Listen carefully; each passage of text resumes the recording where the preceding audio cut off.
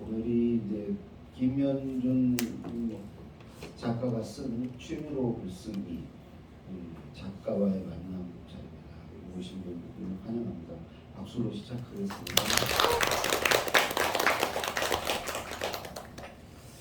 저도 여기 오늘 처음 왔는데 여기 동네 분위기가 너무 좋네요.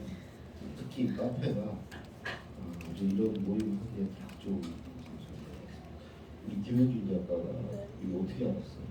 사장님께 제가 DM으로 들이댔어요. 그냥 근데 안 오고? 네 공동서점 카페라고 치고 나오는 것 중에 이렇게 해가지고 저 김현준 작가는 이런 행사를 기획하고 있습니다 하면서 들이댔더니 사장님이 받아주셔가지고 저한테도 인스타 DM을 들이댔어요. 주셨어요. 그 사장 아니야 작가님한테. 제가 궁금한 게 있는데 제가 그렇게 DM 보냈을 때 기분이 어떠셨는지. 나는 그냥 이 사진 보고 무조건 수업.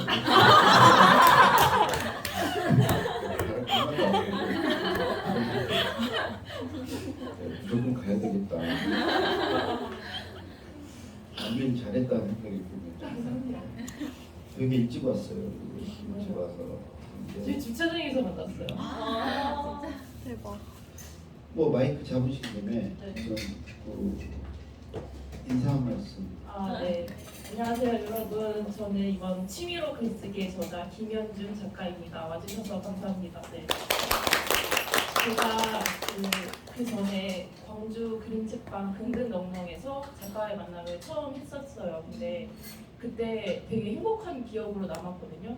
제가 한 번도 해본 적이 없었는데, 그리고 작가 생활을 할 때는 힘든 기억밖에 없었어요. 근데 그게 정말 좋은 추억으로 남았는데 이렇게 또 빠른 기회가 올 줄 몰랐어요. 그래서 이렇게 여러분들 와주셔서 너무 감사하고, 제가 많이 그래도 준비한 게 있어요. 메모지도 만들고 답례품도 저기 제가 막 사가지고 그것도 가져가시면 되겠고, 그리고 저는 일단 제가 공지영 작가님이 쓰신 그 무소의 꿀처럼 혼자서 가라는 소설을 되게 좋아하는데 그 메시지를 좋아해요. 거기 보면은 그 작가님이 혼자 가는 길은 실은 함께 가는 길이다 이렇게 작가의 말을 쓰셨는데, 그 말을 제가 되게 좋아하는 게, 제가 글을 쓰겠다고 친구들도 안 만나고 혼자 이렇게 갔던 길을 떠올려 보니까 되게 외로웠었는데, 근데 이렇게 많은 분들과 함께 하게 돼서 그 메시지가 저한테 되게 와닿는 것 같아요. 혼자 가는 길은 실은 함께 가는 길이다. 그래서 이렇게 글쓰기 인생에 동행을 해주셔서 정말 감사합니다. 오늘 즐거운 시간 되셨으면 좋겠습니다. 저도 이제 글을 쓰지만 정말 글동무가 필요한 글쓰기가 너무 외롭고 고독한 작업이어서 힘들 그때마다 이렇게 같이 글 쓰시는 그런 모습을 보고, 우리 김현준 작가도 마찬가지인 것 같습니다. 우리 김현준 작가 간단히 소개하면 92년생이고요. 태어난 곳도 쓰셨더라고. 서울생이시고 엄마가 저하고 동갑입니다. 62년생. 제가 만났습니다.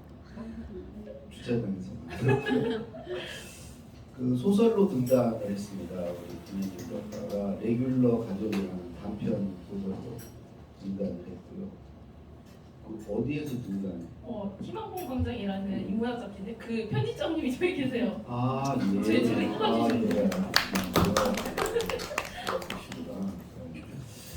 그리고 이번 책은 이제 에세이죠. 에세이. 취미로 글쓰기.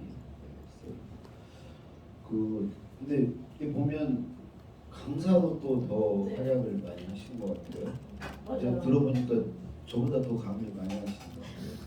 저는 그냥 일반 글쓰기만 하는데 우리 이 작가는 에세이 쓰기, 소설 쓰기, 웹소설 쓰기 다양하게 하고 거의 매일 하시고 월에 한 달 이렇게 수강하시는 분이 20분 넘고 이렇게 매일 오늘 여기 이렇게 자꾸 끝나고 또 강의가 이어진다고 해요. 그게 더 기대가 되고 저는 네. 강사가 더 체질에 맞는 것 같다는 걸 뒤늦게 알게 됐어요. 그래서 강사가 더 재밌고 그리고 작가도 재밌는데 강사하면서 이렇게 사람을 많이 만나잖아요. 그게 되게 좋았어요. 주로 그 강의를 네. 일반적으로 이렇게 쭉 얘기를 하시는 거예요? 아니면 뭐 이렇게 첨삭하고 아, 같이 하는 저는 이론, 창작, 피드백 이 세 가지를 동시에 하거든요. 그래서 글쓰기 이론도 나가거든요.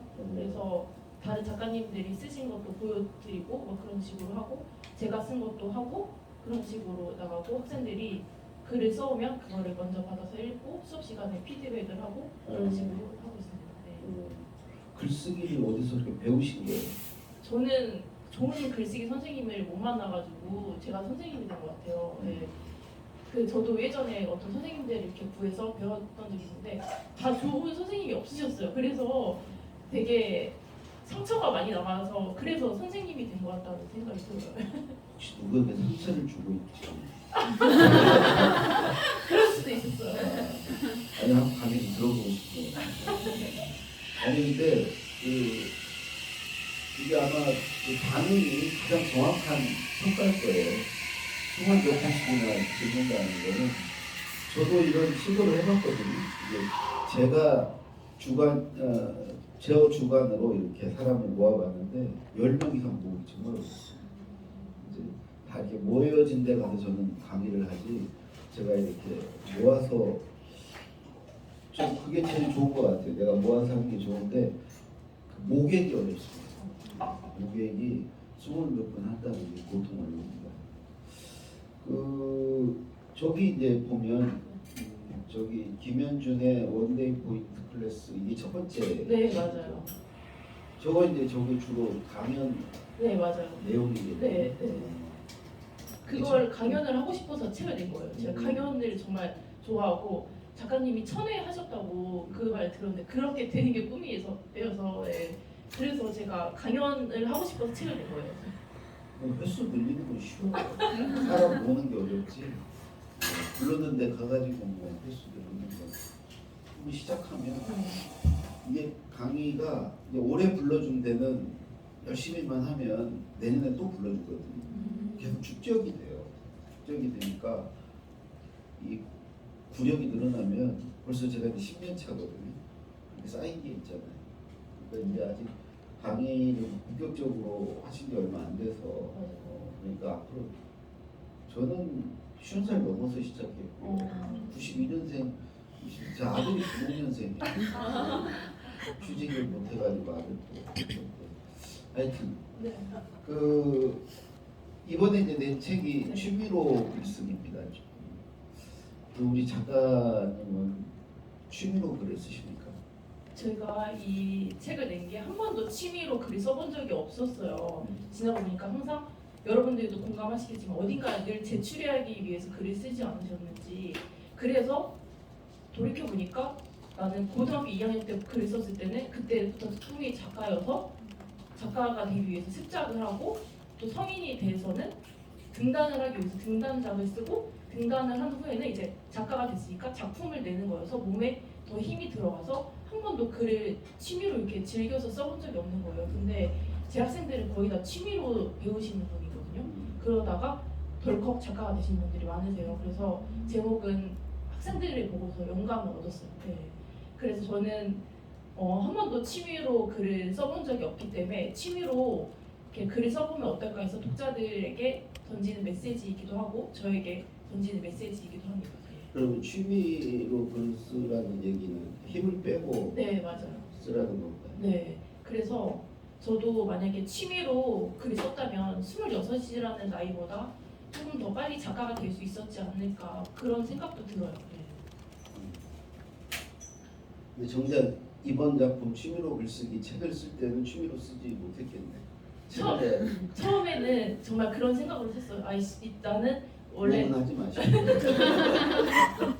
나는 원래 소설 썼으니까 이번에 에세이 써보자 했는데 나중에는 이제 욕망이 생기더라고. 이거 모아가지고 책을 내야겠다. 그래가지고 마지막에는 좀 약간 사심 그런 욕망들이 들어왔어요. 그러고 보니까 저도 정말 취미로 써본 적이 없네요. 저는 이제 직장생활 시작하면서부터 글을 썼는데 월급 받고 쓰는 거니까 김호중 회장 글 쓰는 것부터 시작했거든요. 그대로 이제 김대중 노무현 대통령 글 쓸 때는 취미로 안 되죠. 지금도 뭐 다음 달에 8번째 책이 나오거든요. 창비에서 나오는데 한 번도 취미로 써본 적이 없고 취미로 썼다 저는 블로그에 쓴 건 취미로 쓴 거일 수 있겠네요. 근데 그것도 나중에 이제 파워 블로그 돼야지 이런 거 맞아. 근데 이제 강의 준비하기 위해서 쓴 거니까 또 사심이 들어가 있는 거죠. 근데 그거는 좀 재밌어서 썼던 거 같아요. 근데 그거 말고는 한 번도 글 쓸 때 재밌어 본 적이 없는 것 같습니다. 그러니까 우리 김 작가 여기는 저렇게 취미로 쓰면 이제 글을 좀 재미를 느끼면서 쓸 수 있겠구나. 또 글에 힘이 안 들어가니까 읽는 사람도 부담이 덜하고요. 저도 어디 가면 이제 욕심을 좀 내려놓고 쓰라는 얘기를 많이 하는데 정작 저는 이제 그게 잘 안 되고 있습니다. 이번에 그 취미로 글쓰기는 얼마 동안 이렇게 쓰신 겁니까? 이게 4개월? 4개월 만에 네. 몇 꼭지죠? 많던데 47꼭지인데요. 그래서 하루에 막 6개씩 쓰고 그랬어요. 네. 제가 원래 글을 노동자 느낌으로 쓰거든요. 빨리 쓰고, 네, 많이 쓰고, 하루에 아침 7시부터 5시까지 앉아있는 성격이어서. 주로 어디서 쓰세요? 네, 저는 카페에서 쓰는데, 주로 동네 카페에서 쓰는데, 저는 집에서는 별로 안 써요. 왜냐면은 익숙한 공기가 조금 별로 안 좋아서 좀 낯선 곳에 가서 새로운 영감을 받아서 새로운 느낌으로 쓰는 게 좋아서 항상 이 카페 저 카페 돌아다니면서 온갖 카페를 돌아다니면서 써요. 하루에도 이렇게 다른 카페로 옮겨요? 네 맞아요 옮겨요. 그래서 커피값을 벌기 위해서 열심히 일을 해야 돼요. 저도 네. 한 군데서 안 쓰지만 네. 다른 데 옮겨서 써요. 네. 그 보통 제가 이제 제 프로그램에 나오시는 작가들 뭐 시인도 나오고 소설가도 나오시고 근데 최근에 나온 분은 김용택 시, 성진강 시 며칠 전에 그분들 보면 다 그 루틴이 있어요. 그러니까 글쓰기 전에 뭔가 하는 행위 의식이 있어요. 그러니까 김탁환 소설가 같은 경우는 뜨거운 물에 꼭 손을 좀 씻어야 되고 그리고 음악을 하나 들어야 글 쓸 준비가 된대요. 그래 이제 김훈 작가는 연필을 깎는다고 하잖아요. 다 이제 루틴이 있는데 우리 김 작가는 저는 루틴이 요새는 아샤추를 원샷하고 시작해요. 아샤추가 그 아이스 아메리카노의 샤추가 아샤추 모르실 줄 알았어요. 백다방이 먼저. 네. 듣다 보면 그 백종원 씨. 네 맞아요. 네. 그거를 원샷하고 네, 아침에 음악을 들으면서 저는 음악 들으면서 쓰거든요. 그래가지고 이거를 좀 이해 못하시는 분들이 많은데 제가 음악을 들으면서 쓰는 이유는 그 연상작용이 돼서 다음 글이 이렇게 떠올라요 머릿속에 그림처럼. 네. 그래서 저는 이걸 쓰는 사람이 그 프랑스 소설가 마르탱 파주. 네. 그분도 그 음악 들으면서 쓰신다고 해요. 들어보는 사람. 네. 네. 인기 되게 많아요 소설가들 사이에서. 근데 보통 뇌과학자들은 이 뇌가 동시다발적으로 멀티 플레이를 못하니까 두 가지 일을 음악 듣는 것과 글 쓰는 일이 안 된다고 그러는데 저는 이제는 음악을 안 들으면 글을 못 써요. 왜냐면 약간 제가 아드레날린이라는 그 흥분 호르몬에 중독된 사람이어서 약간 그래도 있죠. 네, 들뜬 상태에서 써야 돼서 네. 근데 글을 쓸 때는 초집중해야 되지 않나? 그 글쓰기에 음악이 들리나? 네, 들려요. 저는 음악이 들리면서 글이 써져요? 네. 그게 안 될 텐데. 글 쓸 때는 완전 몰입해야 글이 써지는데. 저는 아무튼 그렇게 써가지고 이번 작품을 완성한 거예요. 취미로 글쓰기를. 네. 저의 독특한 창작 방법. 네. 잘 때도 저는 음악 들으면서 자요. 네. 그러니까 음악이 거의 뭐 이렇게 바탕색같이 그냥 깔리나 보다. 네. 별로 이렇게 의식이 안 되나 보다 음악이. 네 맞아요. 알겠습니다.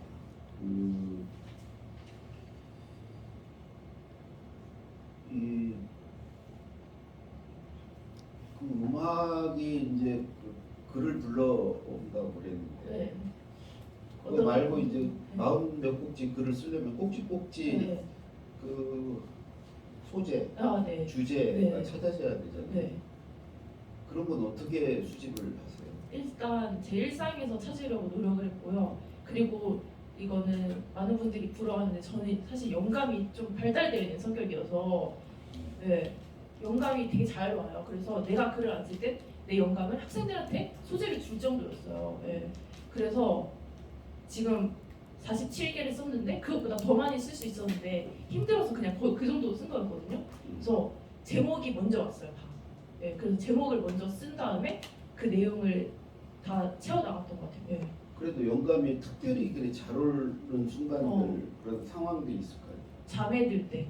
네. 잠들기 전에. 그때 제가 20대 때는 지금보다 더 혈기왕성할 때여서 영감이 장난이 아니었어요. 그래가지고 잠을 못 잘 정도였어요. 그때 막 계속 영감이 떠올라서 밤마다 자료 조사를 인터넷으로 하고 자고 그럴 정도였어요. 그래서 잠에 들 때 그리고 그 렘 수면 상태라고 하나 그 중간 상태 그건 확 잠에 깊이 들었을 텐데. 그 사이가 뭐죠?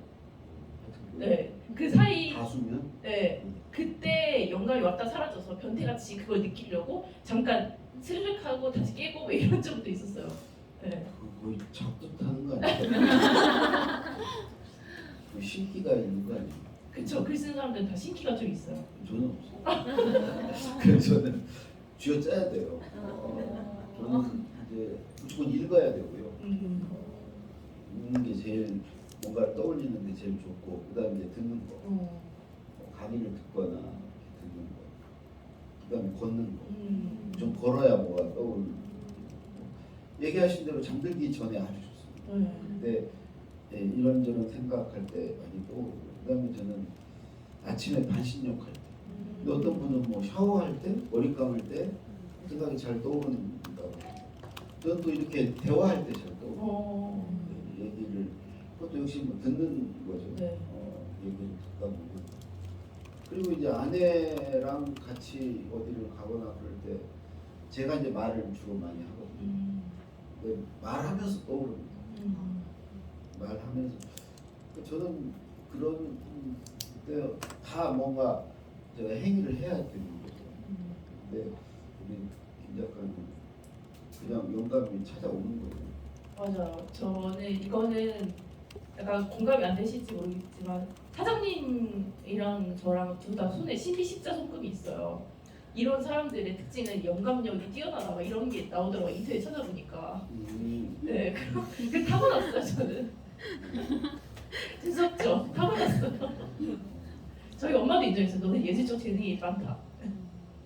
그래서 저를 그냥 밀어주셨어요. 원래 엄마들은 다 그래요. 다 천재라고. 그러면 이 제자들 가르치려면 그러면 제자들은 절망감을 느끼는 선생님 부러워요 막 이래요. 그래서 제가 막 맨날 소재 주고 이거 참신한 거 같다 이거 써라 막 이러고. 저는 이제 막 안간힘을 쓰고 막 그런 스타일이고 노력을 많이 하고 시간을 들이고 이런 스타일이고 오히려 제가 글쓰기 책을 5권 썼는데 주로 그런 데서 희망을 찾는다고 그래요. 다 그렇구나. 그래서 그런 데서 위안도 없고 자기도 한번 도전해볼까 뭐 이런 생각도 갖는다고 그러는데 김 작가 계속 그렇게 얘기하고 다니면 사람들이 절망해요. 앞으로는 그냥 나름 노력을 많이 한다고. 맞아요. 제가 그래도 나름 노력하는 건 책을 많이 읽은 거. 네, 저는 21살 때 그 이회수 작가님이 자기가 도서관에 있는 책을 다 읽었다 해서 그 말 듣고 따라서 다 읽었었어요. 20몇 살 때? 21살 때부터 1년 동안 수영장 옆에 있는 도서관 수영 다니면서 다 읽었었어요. 네. 몇 권이나 읽어요? 그 몇 권인지는 모르는데 하루에 10권 정도를 한 번에 빌릴 수 있잖아요. 그럼 빌려가지고 그거를 도서관 밑에 있는 카페에서 읽고 다시 반납하고 해서 하루에 2-3번 도서관에 갔어요. 네. 20권 이상? 네. 대충 읽는 거예요? 속독이 되고 이제 많이 읽는 분들은 자기는 일주일에 100권을 풀는다라고 표현을 하셨어요. 그래서 그렇게 읽었어요. 네. 발췌독을 하기도 하고. 네, 맞아요. 네. 책은 진짜 많이 읽었던 것 같아요. 네. 주로 어떤 저는 의외로 자기계발서도 되게 좋아했고요. 경영학서적도 좋아했고 그 1층에 가면 어린이 정보 도서관 거기 있는 것도 많이 읽고요. 동화 같은 거? 네, 그런 것도 있고 다 가리지 않았어요. 네. 그리고 에세이를 내게 된 것도 자연스럽게 제가 어떻게 보니까 나는 소설 썼는데 이상하게 에세이 일본 에세이를 다 읽은 거예요. 도서관에 있는 걸 더 이상 읽을 게 없었어요. 그러고 나니까 에세이 글이 나왔던 것 같아요. 네. 그러니까 독서에서 영감을 얻으신 거 맞아요. 네. 앞으로 그렇게 얘기해. 그러면 뭔가 길이 보이잖아. 맞아요. 아, 나도 책을 읽으면 되겠구나. 지금까지 해갖고 몇천 권 읽으셨겠네요. 네, 진짜 많이 읽었어요. 네. 도서관을 이사 다닐 때마다 거기 제일 가까운 집에 있는 도서관 찾아가고, 네. 그래서 저는 거의 도서관에서 살았다라고 표현하거든요. 도서관에 급식실 같은 데 있으면 거기서 밥 먹고 거기서 책 읽다가 졸고 막 그랬거든요. 그러면은 도서관에 있는 분들이 많이 보여요. 그럼 약간 50대, 60대 분들이 많이 오셔서 신문 읽으시고, 네, 그리고 그랬는데 그 도서관에 살았는데 이제 제가 9월달에 광명 소아도서관에서 에세이 8주 동안 강연을 하게 됐을 때 되게 그 제안 들어왔을 때 되게 좋았어요. 내가 도서관에 살았는데 이게 또 영감이 돼서 거기서 강연을 하게 됐구나. 뭐 이렇게 좋은 네, 도서관. 네. 이번 그 취미록을 쓰기에는 네. 독서 얘기는 거의 없던데. 네, 없고 제가 읽었던 책들이 제목으로 나온 건 있었어요. 네. 사실 저는 독서는 너무 당연한 거라서 안 썼을 수도 있고. 네. 나중에 언제 읽기에 대해서 네. 쓰셔도 아, 네. 네. 우리 책 얘기로 들어가서 네. 우리 책의 꼭지를 6꼭지 네, 맞아요. 읽었는데 우선 첫 번째 제목이 아주 재밌어요. 스트릿 드레서라는 네. 제목의 글인데 스트릿 쇼라고 우리 얘기하죠. 우리 어렸을 때 스트릿킥이라고 길에서 걷고 뛰는 사람 잡아가고 그 스트릿 벌거벗은 스트릿에 드레서 옷을 입은 드레서를 붙였어요. 이거 만든 말이에요. 네, 제가 만든 말이에요. 아 원래 있던 게 아니고 네. 이게 무슨 뜻이에요? 이게 그 페루의 소설가 마리오 바르가스 요사라는 사람이 젊은 소설가에게 보내는 편지라는 산문집에 소설가는 스트립쇼를 거꾸로 하는 사람이다. 옷을 다 벗고 나가서 옷을 하나하나 입고서 주워 입고 들어간다. 이렇게 표현을 했어요. 이게 결국 자기 얘기를 솔직하게 하지만 마지막에 허구 뒤에 숨잖아요. 소설이. 그거를 표현했던 거거든요. 그래서 그 말이 너무 좋아서 네, 제가 스트릿 드레서라는 소설을 썼으니까 그래서 네, 20살 때부터 20살 때 제가 지은 아이디였어요. 그래서 그때부터 글을 썼고 그때도 메일 아이디가 스트릿 드레서. 네. 메일 아이디가 그거거든요. 그래서 이걸로 한 게 글 쓰시는 분들은 약간 땡땡 누구 라이터 막 이렇게 이메일 많이 지으시잖아요. 그래서 저도 삶을 다 글쓰기로 돌리고 싶어서 그렇게 이메일 아이디도 지었고 이거 처음에 듣고서 어떤 엄마 친구분이 결혼도 안 한 사람이 아이디가 너무 야한 거 아니냐 이런 식으로 바꾸라고 했는데 제가 안 바꿨어요. 왜냐면 나는 글 쓰는 사람으로 살고 싶어서. 네. 보통 스트릿은 뒤에 댄서가 붙죠. 네, 맞아요. 네. 스트릿 댄서, 네. 스트릿 드레서. 네. 그래서 그 어떤 분이 저한테 어떤 작가가 되고 싶냐 이렇게 물어보셨는데 제가 솔직한 거짓말을 하는 작가가 되고 싶다고 했어요. 그래서 솔직함과 거짓말이라는 게 그 벌거벗다랑 네, 벌거벗다랑 옷을 입다처럼 말이 안 되는 것들이 붙어져 있는 거잖아요. 그래서 네, 그래서 스트릿 드레서라는 아이디. 그러면은 스트릿 드레서처럼 쓰는 거는 솔직하게 쓰는 거예요. 맞아요. 네. 최대한 솔직하려고 하지만 제 학생들에 비해서는 안 솔직한 것 같아요. 그렇죠. 소설은 지어낸 얘기니까. 네, 어디까지가 내 얘기인지 모르니까. 네, 그러니까 소설이라는데 옷을 입은 솔직한 나. 네 맞아요. 네. 네. 그 요사인가 아까 그분. 마리오 바르가스 요사. 멋있네. 여자 벗고 나와서 옷을 네. 입는 네. 소설을 쓰는 과정이 네. 그렇다. 그런데 이야기를 만들어야 되니까 네. 작중 인물에게 뭐 옷을 다 입혀줘야 돼. 캐릭터를 부여하고 이 옷을 입혀줘야 되잖아요. 그래서 우리 김 작가는 솔직하게 쓰는 편입니다.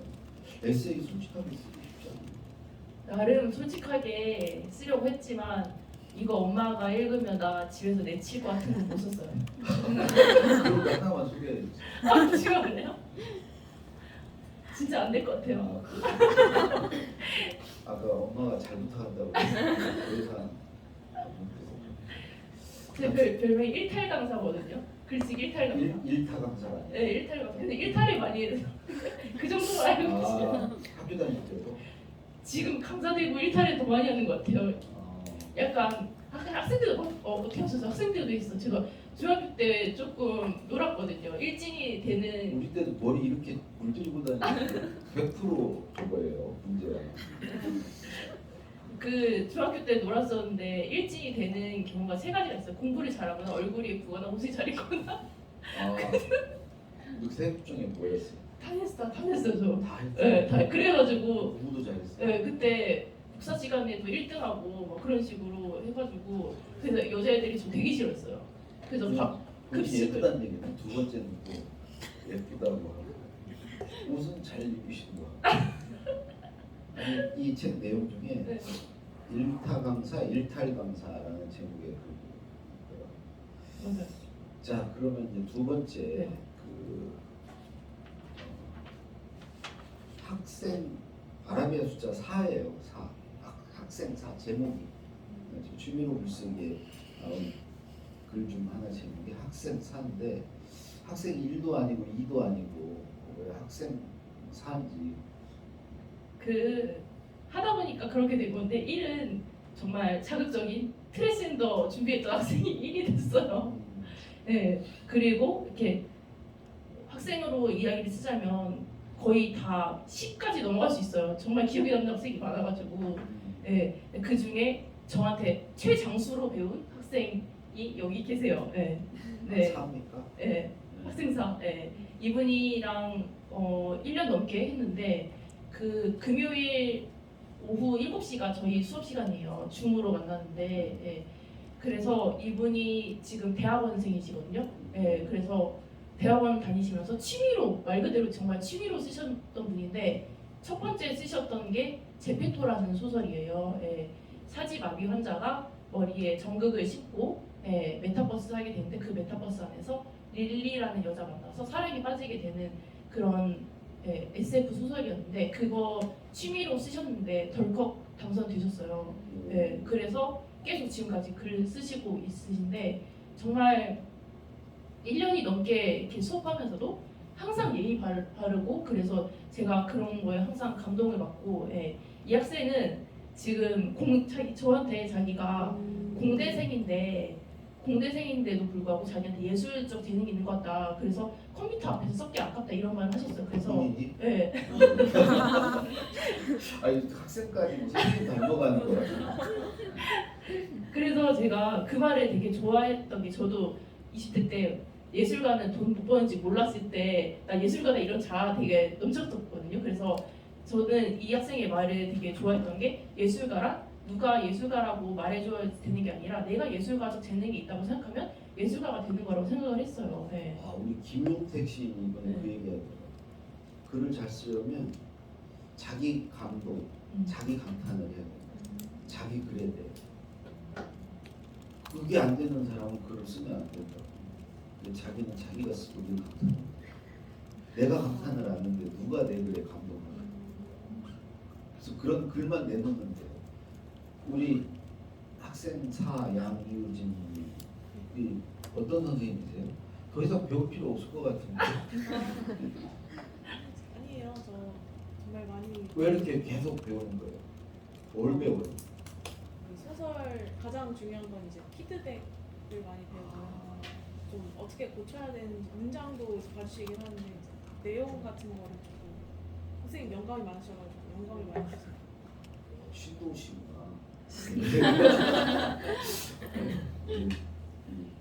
저기 시들리신 분이신. 보시면 아시겠지만 공대생 같지 않죠. 인문학 쪽 공부하게 생기지 않았어요. 근데 별명이 국어 선생님이거든요. 그래가지고 국어 선생님 맞으세요? 그쵸. 그래서 글 쓰나 봐요. 국어 선생님이 별명인데. 자, 그 다음 주제는 좀 이제 남동생이에요. 네. 제목이.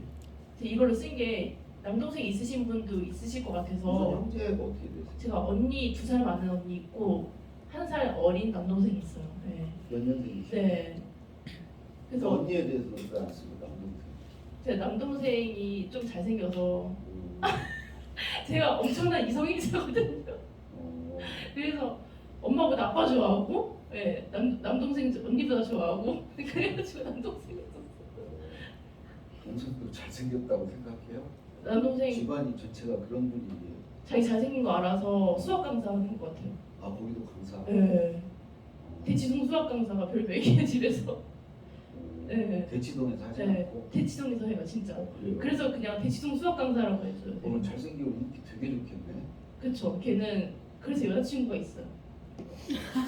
한결상 없으면 이상한 거잖아요. 그래서 그 동생에 대해서 무슨 얘기를 쓴 거예요? 남동생이 저랑 정말 쌍둥이같이 자랐거든요. 중학교 1학년 때까지만 해도 키가 똑같았고, 네.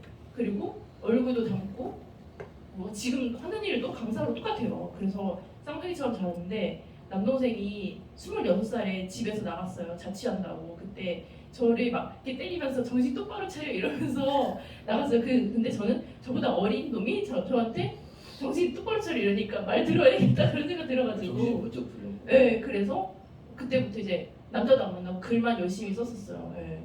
그래서 근데 남동생이 집에서 나가준 게 약간 저 글 쓰는데 방해가 될까봐 제가 맨날 글 쓰고 집에 늦게 들어오고 그래가지고 가족한테 피해를 줬었어요. 그래서 자기가 또 있으면은 불편할까봐 나가준 것 같다는 생각도 들고, 예. 그래서 남동생으로 그렇게 썼는데 저는 남동생이 되게 약간 저 어떻게 보면 저보다 잘 나갈 수도 있어. 저는 그냥 일탈 강사는 대치동 수학 강사잖아요.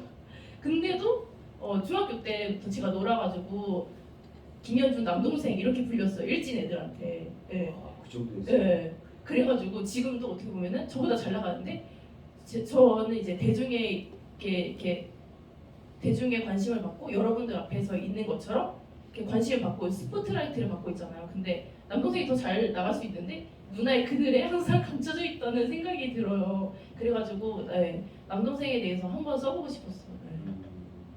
네. 예. 아, 그 남동생은 늘 김현준의 동생. 네, 김현준 남동생. 네. 저보다 잘 나도. 좀 심하게 노르셨나 보네. 그때 죽전에서 놀았는데 저 모르는 사람 없었어요.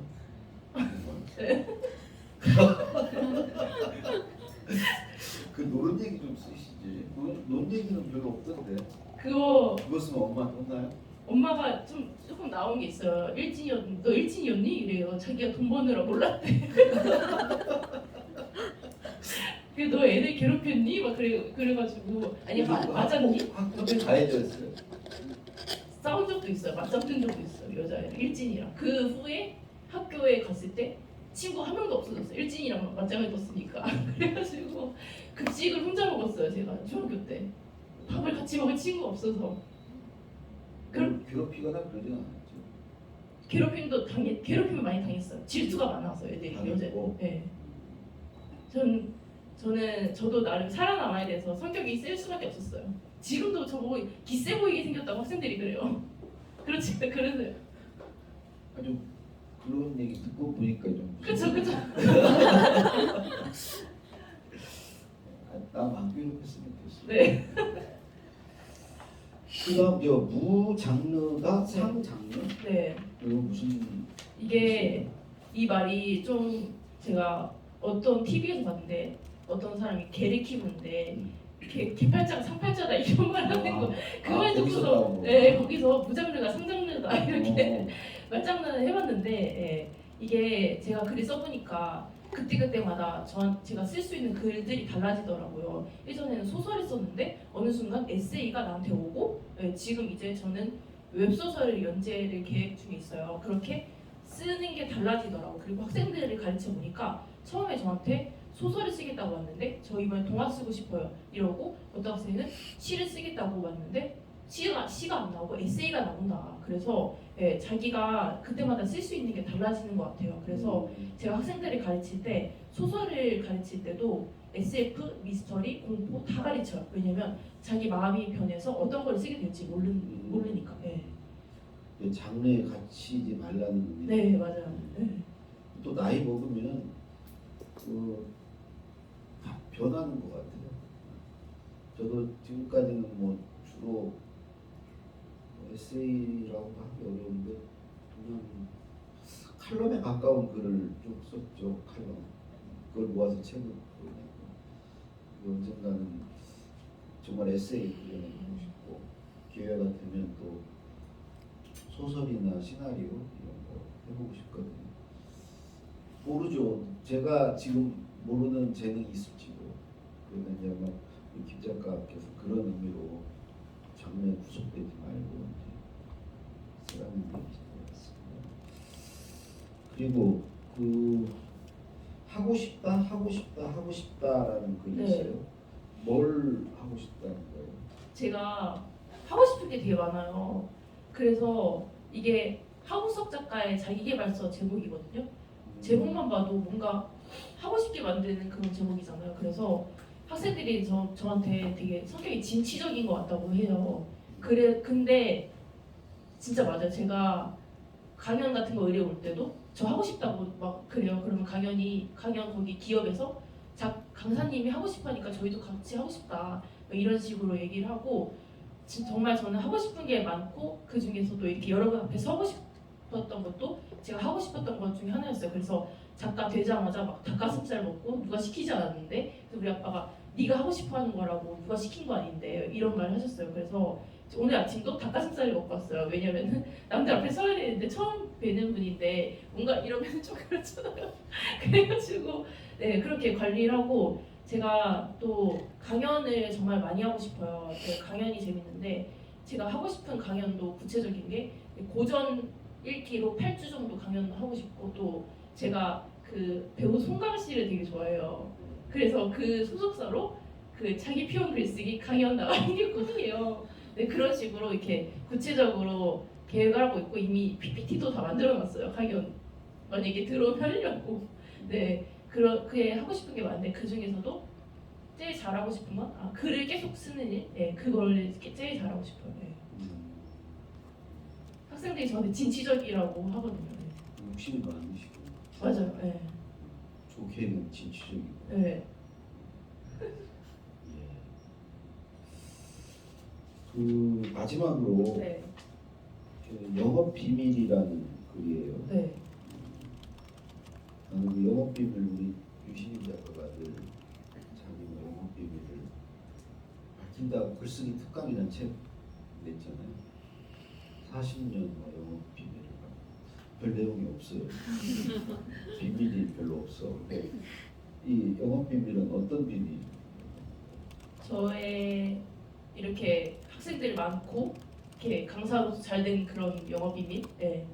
그거를 말씀해주고 드리고 싶은데 일단 저는 매일같이 가는 카페가 있는데 그 카페가 연중 무휴예요. 그래서 추석에도 이렇게 명절에도 열어요. 그걸 보고서 그 카페에서 영감을 얻었는데 이렇게 남들이 쉴 때도 찾을 수 있는 그런 사람이 되고 싶다는 생각이 들었어요. 그래서 약국도 그 명절에 쉬잖아요. 근데 여는 데가 있잖아요. 그런 약국이 되고 싶었고, 네, 그런 약국처럼. 그래서 제 영업 비밀은 하루도 안 쉬는 거. 제가 진짜 하루도 강의를 안 쉬어요. 네.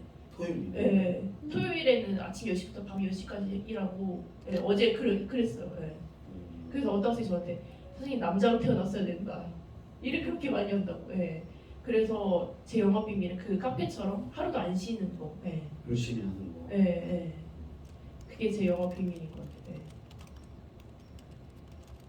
네. 하기야 그게 제일 좋은 방법이죠. 네. 열심히 하는 거라는 의미죠. 그리고 저의 또 다른 영업 비밀은 제가 여기 책에도 썼지만 솔로서기라는 단어를 또 만들어냈어요. 홀로서기가 아니라 솔로서기. 그러니까 제가 지금 저는 결혼도 안 했어요. 제가 친구 중에 저만 결혼 못했거든요. 그래가지고 네, 12년이면 네. 뭐 아직 결혼할 게 나이는 아닌데. 근데 제 친구들은 다 결혼했어요. 네, 근데 저만 결혼 안 했는데 제가 이렇게 근데 제가 제일 잘 나가요. 그걸 보면은 그러니까 내 옆에 아무도 없어서 일에 집중할 수 있었던 거 아닌가. 그래서 아 네. 남자친구를 안 사귀고. 예. 그렇게 제가 일에 집중해서 이렇게 많은 분들도 오시게 되고, 예, 그렇게 된 게 그럼 아니고 앞으로도 결혼 생각은 없어요? 지금 하고 싶어졌어요. 근데 조만간은 못해요. 왜? 예. 왜? 왜냐면은 지금 일을 너무 많이 해가지고 제가 10월까지 스케줄이 다 차 있어요. 그래가지고 오. 예. 올해는 못해요. 스케줄이 차있다는 게 강의 스케줄이. 예, 강의 스케줄 다 차 있어요. 예. 강연. 예. 부럽네. 그 이런 제목들을 우리 이제 김 작가께서 뽑아주셨는데 되게 이렇게 제목 내용들을 쭉 따라가다 보니까 우리 김 작가에 대해서 이렇게 제가 이해하는 시간이 됐어요. 네. 오늘 이제 들은 얘기 말고 더 이제 궁금한 사항이나 이런 게 있으면 지금부터 이제 Q&A 시간을 좀 갖도록 네. 하겠습니다. 이거 좀 넘겨주세요. Q&A가 있어요. 예, 예. 아.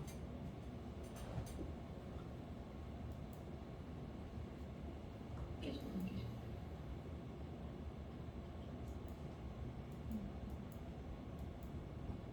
하나 더 넘겨요. 두 개가 넘어. 네. 이게 첫 번째죠. 네, 저한테 들어온 질문인데요. 네. 제 글의 장점을 제 입으로 말하라는 거잖아요, 이거.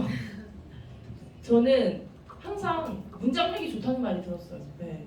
그리고 그래서 그 말을 듣고 나서 제가 더 문장에 관심을 갖게 됐어요. 그래서 제가 제일 좋아하는 책이 김정선 작가의 내 문장이 그렇게 이상한가요거든요. 그게 그 교정교열 하셨던 그분이 내신 책인데 김정선인데 네. 남자분이세요? 네, 맞아요. 네. 그분의 그 책이 베스트셀러가 되기 전에 제가 먼저 발견을 하고 그 다음에 베스트셀러가 됐어요. 예. 그래서 역시 내가 볼 줄 아는 게 있구나 그런 생각도 들고 그래서 제가 수업 중에도 문장력 강화 이론 그런 수업을 계속 하고 있어요. 예. 예. 이태준 선생님 문장. 예. 예. 맞아요. 문장력이 좋으시다. 예. 그 영감도 있고 문장력도 있고 다 갖추셨네. 그 문장의 특징이 뭐 어떤 저는 단문 중심. 네, 단문으로 쓰고 조사를 한두 개씩만 빼도 느낌이 달라져요. 네. 그래서 예를 들자면 예를 들면 나는 오늘은 커피를 마셨다를 나는 오늘 커피를 마셨다 뭐 이런 식으로 바꿔도 약간 느낌이 달라요. 그냥 커피를 짜 빼도 되겠네. 네, 커피 네. 맛있다. 맞아요. 네. 그렇게만 해도 뭔가 느낌이 달라지거든요. 그래서 어떤 소설가는 이렇게 교정교열하는 모습을 조사 한 개 빼는 거를 그 고슴도치가 핀셋으로 바늘을 꼽는 것 같다는 표현을 하셨어요. 그런 느낌으로 예. 한 글자만 빼도 느낌이 달라요. 예. 그리고 다른 질문. 예. 에세이를 읽다 보면 나도 한두 줄 나만의 글을 써볼까라고 생각은 하지만 그 실천이 어렵습니다. 작가님만의 글쓰기 팁이 있을까요? 이거는 정말 제 취미로 글쓰기 제목처럼 취미로 써보시는 게 좋을 것 같고 그때 여러분 이 취미로 쓰실 때 글로써 돈을 벌겠다는 생각을 한번 안 해보시는 것도 좋을 것 같아요. 그게 정말 어렵거든요. 정말 그런 순수한 마음이 되게 어려운데 학생 중에 그런 분이 있었어요. 그 아주머니는 그래서 그런지 상금 있는 데만 당선됐어요. 그래서 처음 쓴 걸로 100만 원에 탔어요. 그때 저는 그분이 취미로 저한테 왔는데 정말 취미로 쓰셔가지고 딱 봤을 때 어떤 욕망도 없어 보여서 왜 그러지? 이런 생각이 들 정도로 근데 딱 그때 제가 장난으로 농담으로 주부도 돈을 벌 수 있다는 걸 보여주자 이랬더니 딱 100만 원 타오셨어요. 그 후에도 상금 있는 데만 타오셨는데 저한테 배울 때 그 어떤 욕망도 없어 보였어요. 네, 정말 취미로 배우셨거든요. 네. 그래서 그분한테도 또 제가 배운 게 있죠. 글 써서 돈을 벌려면 돈 생각을 하면 안 되구나. 네. 그런 마음으로 한번 써보시는 게 어떨지. 네. 저는 그러고 보니까 저도 약간 그쪽에 가까운데 저는 그냥 평소에 아내에게 쭉 얘기하는 걸 많이 합니다. 하루 종일 붙어 있으니까 뭐 아침에 산책할 때도 얘기하고 차 타고 어디 갈 때 얘기하고 그 얘기한 거 가지고 그렇습니다. 얘기를 많이 해보고 그래서 그냥 읽으면 이제 글 같지 않고 그냥 말 같은. 네. 그것도 일종의 뭐 이게 힘이 많이 안 들어가는 맞아요. 글이죠. 맞아요. 네. 우리 이제 작가님한테 아 그래요? 아 또 저는 있다. 글쓰기를 말하자면 너무 부담을 갖게 되는 것 같아요. 일기도 글쓰기인데 작가님도 일기를 쓰시는지 모르겠습니다. 저의 일기 역사가 좀 있는데요. 고등학교 때는 싸이월드 한창 유행했을 때 공개 일기를 썼었어요. 그때부터 관종 기질이 있었나 봐요. 글쓰기로 이렇게 보여주고 싶은. 그러면 친구들이 포도알 스티커를 하나씩 붙여줬어요. 네, 그래서 그거 즐겼었고, 그리고 20대 때는 공지영 작가님 좋아했을 때는 그분이 어떤 강연에서 하루에 3가지 감사일기를 써봐라. 그래서 감사일기를 썼는데 3가지 찾으면 찾을 수 있어요. 네, 그래서 오늘 아침에 뭐 여기까지 무사고로 오게 한 거 감사합니다. 뭐 이런 식으로 3가지 썼었고, 지금은 제가 기도일기를 써요. 그래서 제가 기도를 열심히 하는데 오늘도 북토크 잘하게 해달라고 기도하고 왔거든요. 그래서 기도 제목을 다 이렇게 써요. 내가 이루고 싶은 거. 그래서 거의 다 소망하는 것들인데 그 기도 제목이 매일 업데이트돼요. 그렇게 저는 요새 기도 일기를 쓰고 있습니다. 매일 새로운 네. 내용이 나와요. 맨날 뭐 확인해달라고, 강연 확인해달라고. 그런데 거의 다 이루어졌어요. 제 기도빨이 좀 좋아가지고. 교회도 다녀요. 불교인데 엄마 몰래 다녀요. 엄마 몰래. 불교인데라니. 저희 집이 불교인데. 엄마는 절에 가시고. 그래서 엄마가 네가 자꾸 교회 가니까 내 기도빨이 안 먹힌다. 그래서 엄마 몰래 교회 가서 기도해요. 기도할 데가 없어가지고. 양쪽 다 걸치면 돼. 맞아. 다음에 이제. 네. 저한테 질문인데 자신만의 단어 언어로 만들기까지 또 어떤 노력이 필요할까요? 저는 좀 이제 여러 군데서 얘기를 했는데 네이버 국어사전을 늘 열어놓고 글을 씁니다. 이제 생각난 단어를 글에 쓰지 않고 거기에 쳐보고 거기에 유의어 중에 더 많은 단어를 늘 찾아 쓰고요. 또 그 단어가 들어가 있는 예문을 좀 열심히 봅니다. 그래서 그 예문의 문장을 이렇게 흉내내서 제 글에 또 반영을 하고. 여러분 네이버 국어사전을 늘 열어놓고 글을 쓰면 저는 어휘력, 문장력 좀 부족한 부분은 어느 정도 커버가 된다고 생각합니다. 대신에 이제 시간이 많이 걸려요. 다 쳐보기 때문에 그야말로 한 땀 한 땀 다 네이버 국어사전에 쳐보고 그 단어를 검증하고 또 문장을 다듬어서 예문을 보고 다듬어서 쓰기 때문에 시간이 많이 걸리긴 하는데 되게 글 쓰는 게 어려운 여러 이유가 있지만 거기에 맞는 어휘가 안 떠오르고 문장이 안 만들어져서 힘든 것도 있거든요. 그 부분은 네이버 국어사전으로 완벽하게 문해력 어휘력이 부족하다고 느낄 때가 있습니다. 작가님도 여기 뒤에 나왔네. 인상 깊습니다. 사전에서 만난 수많은 단어들 중에 기억에 남는 단어가 있을까요? 최근에 제가 갑자기 자신감이라는 단어를 그때 쳐봤어요. 국어사전에 뜻풀이가 어떻게 되나 했더니 내가 있다는 느낌 이렇게 돼 있다. 내가 있다는 느낌. 그러니까 이제 내가 있다는 느낌이 강할수록 자신감이 있는 거죠. 내가 있다는 느낌이 없으면 자신감이 없는 거고. 그럼 내가 있다는 느낌은 뭘까 생각해 보면 내 안에 저는 쓸거리, 말할 거리가 있는 게 내가 있는 거라고 생각합니다. 내 자아가 있는 거. 그러니까 어찌 보면 내가 뭐 경험도 많고 생각도 많고 아는 것도 많고 들은 것도 많으면 내 안에 내가 있는 거죠.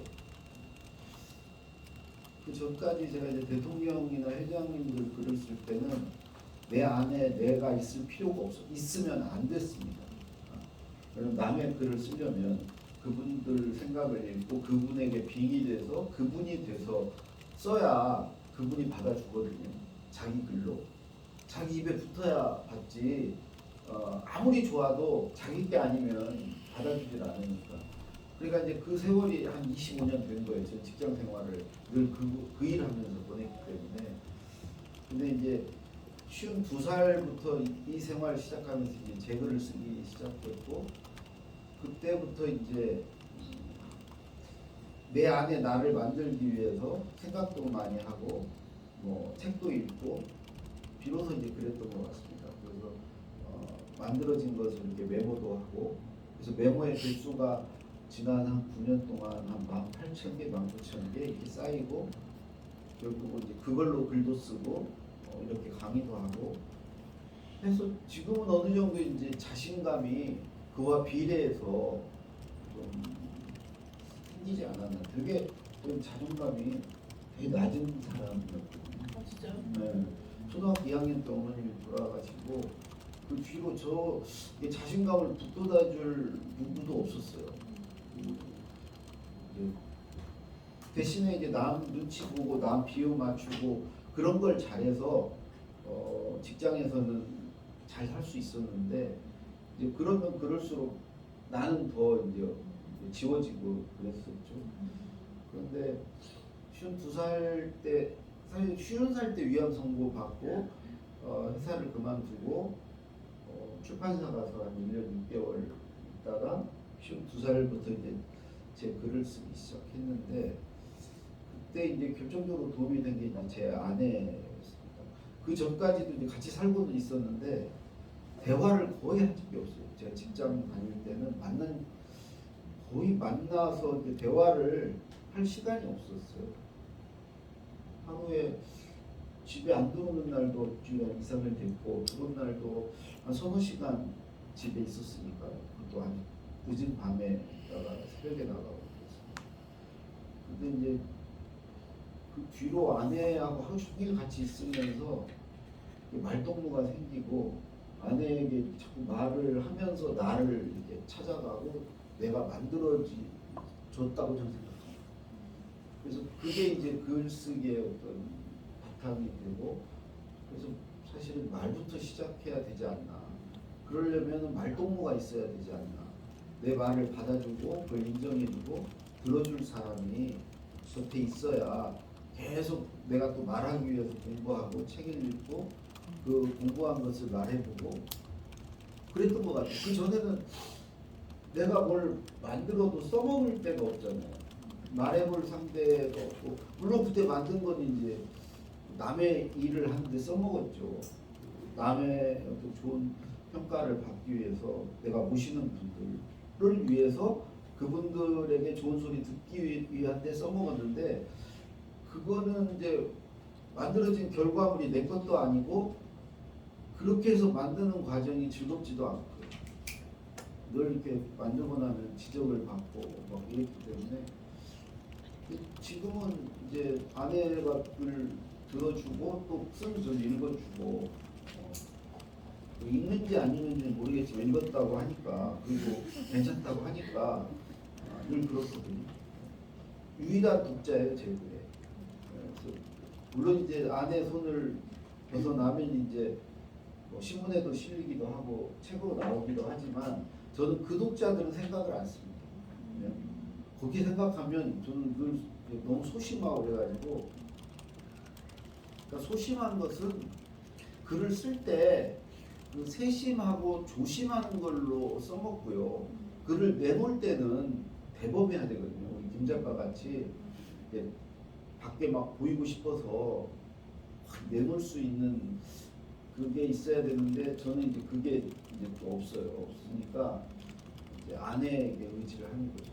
아내는 이제 내 편이고 또 아내에게 보이는 거 겁나지가 않으니까, 그래서 아내랑 관문을 통과하면 이제 저는 그때부터는 그냥 세상에 던져놓고 댓글 같은 거 절대 안 봅니다. 댓글도 안 보고 내 글에 이 책이 나오면 이제 뭐 거기에 뭐 서평 같은 거 나오지 않습니까? 절대 안 보고 상처받아요. 뭐 10개가 좋아도 하나가 안 좋으면 저는 잠이 안 오거든요. 아직은 이 프로 작가로서 이제 안 된 거죠. 우리 김 작가 같이 이래야 그야말로 프로가 되는 건데 그렇습니다. 제 또 있나? 예. 여기 혹시 지금 여기 현장에서 이제 질문을 좀 받겠습니다. 예. 강연 잘 들었고요. 우선 누구한테 물으시는지를 정해서 예. 선생님께 여쭤보려고 하네요. 네, 영감이 발달되셨다고 말씀드렸어요. 그리고 이제 그런 거가 이제 계속 유지가 된다고 말씀드렸는데, 저는 어렸을 때 공상을 많이 했어도, 그러니까 사회화되면서, 그러니까 그게 조금 줄어들더라고요. 그런데 이제 선생님께서 어떻게 그걸 유지할 수 있었는지 궁금하고, 그 어렸을 때 중학생 때 뭐 잘 노셨고 막 그런 거는 이제 들었지만 어릴 때는 어떤 어린아이였는지 못 들었어요. 그래서 그것도 궁금합니다. 호기심 만났을 것 같아요. 저요? 저는 일단 어릴 때는 초등학생 때는 미술학원에 갔는데 걸스카우트 했거든요. 근데 그 치마 색깔이 카키색인데 그게 예뻐서 그걸 입고 갔어요. 그걸 입고 가서 그림을 그리고 막 너는 G.O.D 중에 누가 좋냐고 미술학원 선생님이 그랬을 때 난 데니안이 좋다고 했어요. 근데 데니안 씨의 팬이 매니아층이거든요. 근데 제가 좀 약간 매니아적인 게 있었어요. 그래서 그런 성향이 좀 있었고, 그리고 어릴 때부터 뭔가 예술적 기질이 보였는데 엄마가 먼저 미술 같은 거 시켜보려고 했는데 나는 오래 못 앉아있는다 그랬는데 더 앉아있는 글쓰기 하게 됐고, 예. 그래서 그리고 초등학생 때 떠올려 보면 비 오는 날 꼭 초등학교에 있는 도서관에 갔어요. 예. 그래서 로얄드 날 막 그런 책 많이 읽고, 예. 그랬었고, 또 영감이 어떻게 유지되냐? 자유영혼이라서. 네, 저는 한 번도 회사 생활을 해본 적이 없어요. 다 놀라시는데 그래서 이렇게 영감이 발달된 것 같아요. 네. 어떤 학생 중에 저를 아시아나 기장님이 있었거든요. 저를 선생님으로 고용한 이유가 회사 생활을 한 번도 안 해봐서 틀에 갇히지 않으시고 그래서 저를 고용했댔어요. 갑자기 보면 술도 많이 하십니까? 엄청 많이 마시죠. 네, 얼마나 마셔요? 저는 소주. 저는 맥주 무한대예요. 소주를 잘 안 마셔요. 왜냐면 다음 날도 마셔야 되는데 토하니까. 예. 저 요새는 데킬라 하이볼 좋아해요. 네, 술 많이 마셔요. 저도 한때 마실 때는 엄청 마셨어요. 지금 끊었습니다. 아 진짜요? 네, 알코올성 치매 뭐 아. 진단을 받았고 건강 때문에. 예, 또 질문. 예. 저는 두 분께 다 질문 드리고 싶은데요. 첫 번째, 내가 가장 곱씹어서 읽고 싶은 책, 침대 옆에 딱 한 권을 둘 수 있다, 평생. 어떤 책을 두고 싶은지. 두 번은요. 또 하나는 이제 글의 종류가 다양하잖아요. 소설이나 이런 거는 감동을 주는 것도 있고, 강연은 설득을 하는 글도 있고, 자기 개발은 실행을 하게 만드는 글들이 있는데, 그 각각의 글 중에서 가장 특징을 꼽는 한 가지, 이 글은 이래야 된다라는 생각이 있으시면, 네, 대통령님이 하셨고 또 강연도 하시니까 궁금증 좀 있을 것 같아요. 그래서 여쭤보고 싶었어요. 제가 뭐 성경? 농담이고요. 글쎄요, 책을 그 한 권을 꼽는 거 굉장히 중요한 것 같아요. 글 쓰는 사람들은 꼽는 책이 하나 있어서 그 책을 이렇게 반복해서 읽고, 혹은 꼽는 작가가 있어서 그 작가의 책을 다 찾아서 읽고, 그런 게 이제 자기 문체를 만들고 글을 잘 쓰는데 도움이 된다고 생각을 합니다.